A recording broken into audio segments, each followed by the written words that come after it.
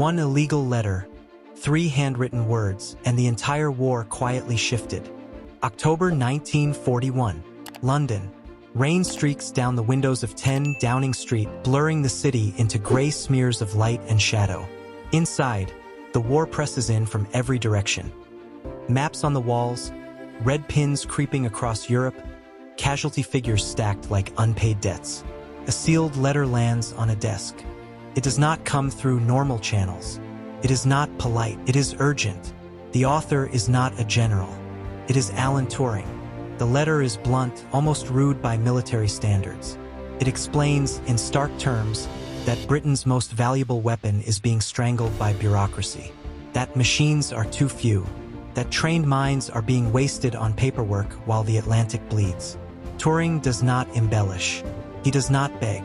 He states facts. And he signs his name. The letter reaches Winston Churchill within days. Churchill reads it once, then again. He understands something immediately. This is not a scientist asking for comfort. This is a man warning that the lights are about to go out. Churchill scrawls a response in the margin. 3 words. Action this day. The note is sent back down the chain like a thunderclap. Bureaucratic resistance evaporates. Funding unlocks. Priority orders are issued. Materials once reserved for aircraft and artillery are quietly diverted to something no one is allowed to talk about. At Bletchley Park, trucks arrive. Crates are unloaded. New bombs are installed. Faster, more reliable, more numerous.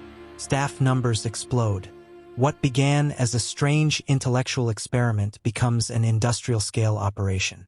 The war inside the war has just been officially recognized. Joan Clarke watches the transformation with mixed emotions. More machines mean more success. They also mean more messages, more knowledge, more impossible decisions. The pace becomes brutal. The bombs no longer rest. Neither do the people. But now, when a crib seems promising, it can be tested immediately. When procedures change, there are machines to absorb the shock. The Germans do not realize it, but their window of secrecy is closing faster than ever. By 1942, the effect is measurable. In the Atlantic, something strange happens. Convoys that should be destroyed slip through unharmed. U-boat patrols miss their prey by miles. German commanders complain, quietly, about unlucky coincidences and unexpected evasions. They blame weather. They blame poor reconnaissance. They do not blame Enigma, because Enigma is perfect. At Bletchley, decoded messages arrive with increasing regularity. Orders from the Luftwaffe, submarine deployments from the Kriegsmarine, supply shortages, morale problems, arguments between commanders. The German war machine, once terrifyingly efficient, begins to look human, flawed, stressed, afraid. Yet the greatest danger now is not failure.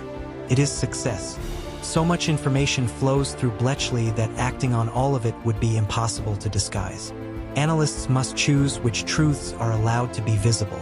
They invent cover stories, aerial sightings that never happened, resistance reports that no resistance fighter ever filed, lucky guesses that are anything but. Every Allied action must look clumsy, delayed, imperfect. Victory must appear accidental. Turing rarely leaves the site now. When he does, he rides his bicycle along country roads, chain rattling, lost in thought. He is not thinking about equations. He is thinking about scale.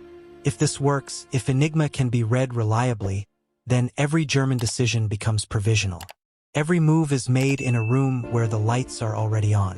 The war stops being symmetrical, and asymmetry decides everything.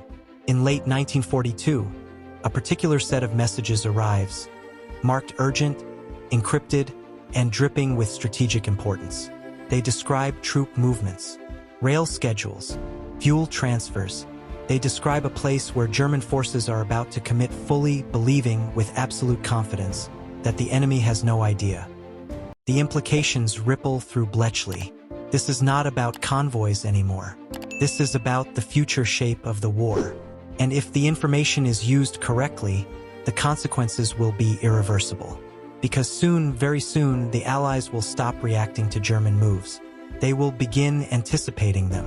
And when that happens, the war enters its final phase. The enemy hadn't moved yet, but the Allies already knew where they would fail. November 1942. North Africa. The desert wind scrapes across steel and sand, carrying the smell of oil and cordite. Engines idle beneath camouflage netting. Somewhere beyond the horizon, German forces are preparing, confident, methodical, unaware that their plans have already been read in a quiet English manner. At Bletchley Park, the messages arrive in clusters, not fragments, blueprints. Joan Clarke stands over a long table scattered with decoded sheets. Rail movements from Italy. Fuel shortages reported in clipped, irritated tones. Requests from field commanders that will be denied before they are even sent. She traces the lines with her finger, assembling a picture no reconnaissance plane could ever capture. The enemy is committed, overextended, predictable. Alan Turing watches from the edge of the room, arms folded, face unreadable. He is not celebrating. He knows what this means. This is the point of no return. The information flows upward through carefully disguised channels. Commanders are briefed without being told why they know what they know. Plans are adjusted just enough to appear cautious, not prophetic.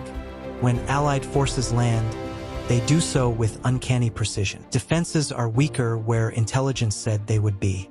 Supplies run thin exactly where predicted. Counterattacks arrive late or not at all. To German officers on the ground, it feels like terrible luck. To Bletchley, it feels like inevitability. By 1943, the pattern is undeniable. The German war machine is reacting instead of leading. U-boat losses mount. Air raids meet defenses that seem ready. Entire operations unravel before they fully begin. Yet Berlin still sleeps soundly. Because Enigma remains sacred. Because the idea that civilians, school teachers, linguists, mathematicians could dismantle the Reich's greatest technological safeguard is unthinkable. Arrogance becomes the final layer of encryption. Inside Bletchley, the strain reaches its peak. Success brings volume. Volume brings pressure. Every day, thousands of messages must be sorted, prioritized, interpreted, and acted upon, or deliberately ignored. One wrong decision could reveal everything. Turing grows quieter. Clarke grows more precise. They are no longer solving puzzles. They are managing a fire hose of truth. Then come the messages that matter most. Encrypted communications hint at fortifications, beach obstacles, reinforcement timetables, command disputes. Nothing explicit, nothing labeled, but taken together, they point toward one unavoidable conclusion. The Germans know where the invasion might come, but they do not know when, or how, or that the Allies know what they know. At Bletchley Park, silence falls again, but this time it is different. This is not fear. This is gravity.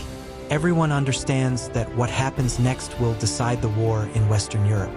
And everything, every fake report, every delayed response, every carefully staged blunder must serve a single purpose: keep the Germans confident in their ignorance. Because if that confidence holds just a little longer, the final deception will work.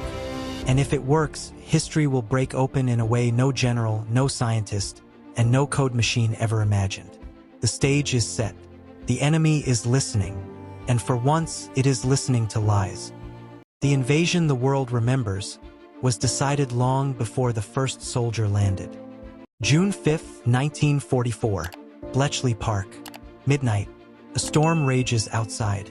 Rain lashes the windows, wind rattles the shutters, and lightning illuminates the estate in jagged bursts. Inside, the lights of the bomb rooms glow dimly, flickering against the walls stacked with decoding sheets. The staff works in near-total silence. Each keystroke, each adjustment, carries the weight of thousands of lives. Somewhere across the channel, German officers sip brandy, confident that Enigma has kept their plans secret. They are wrong. Alan Turing sits at a machine, listening to the soft hum of the rotors. Joan Clarke works beside him, pencil poised, scanning output sheets for that subtle alignment, that singular clue that makes sense of chaos. Every so often, Turing leans back, eyes on the ceiling. He imagines the thousands of men poised along the French coast, unknowing pawns in a war they cannot see. And he feels the paradox of it all. Their safety depends on secrecy, on silence, on deception. The Germans will never know what saved them or who. By dawn, the first ultra messages confirm it. The beaches targeted for invasion are prepared, but only as expected. Minefields are incomplete. Reinforcements are delayed. Coastal artillery is spread thin. Everything aligns with the intelligence Bletchley has carefully curated and fed to command. It is a perfect orchestration. History will remember the landings as bold, heroic, nearly miraculous. Few will ever understand the quiet calculation behind them. Few will know that the victory began in an estate in England, inside rooms filled with pencils, paper, and a few hand-built machines that whirred and clicked like ghosts of logic. In Berlin, complacency reigns. The Enigma machine sits on a desk, keys polished, rotors rotating, and confidence intact. German intelligence officers remain certain of their invulnerability. They do not suspect that their greatest secret has been dismantled by a team of ordinary civilians. At Bletchley, celebration is muted, practically forbidden. Success is measured in messages read, convoys saved, and lives indirectly spared. There is no cheering, no fanfare, only relief and the constant pressure of the next day's work. Because Enigma continues to operate, and the Germans continue to change settings. And the war is not yet over. Joan Clarke quietly folds another decoded message, placing it in the burn pile. Turing adjusts rotor settings for the next run. Outside, the storm begins to abate, leaving the estate slick and reflective, as if the world itself is holding its breath. And in that moment, the realization settles. The deadliest secrets of the Reich, plans that could have destroyed fleets, cities, and thousands of lives, are now tools in the hands of ordinary-looking people. Civilians whose brilliance, patience, and courage have shifted the axis of war without a single gunshot. History may never fully know their names, but for those who were there, the weight of what they accomplished is undeniable. The war is being fought not just with bombs or bullets, but with minds, with logic, with intuition, with the courage to see the impossible and keep going when failure feels inevitable. And the greatest victory of all? It will remain silent. Across Europe, men will storm beaches, tanks will roll into towns, and pilots will soar above enemy territory, believing in luck, bravery, and timing. But behind it all, Bletchley Park whispers in silence. We knew, and that knowledge has changed the world. If you've made it this far, understand this, you've just witnessed a story that textbooks never tell. Hit like and subscribe to the channel, because the next story will uncover more of history's silent victories. If Germany had discovered even once that their code was broken, could the outcome of World War II have been completely different? Backhand index pointing down, drop your answer in the comments.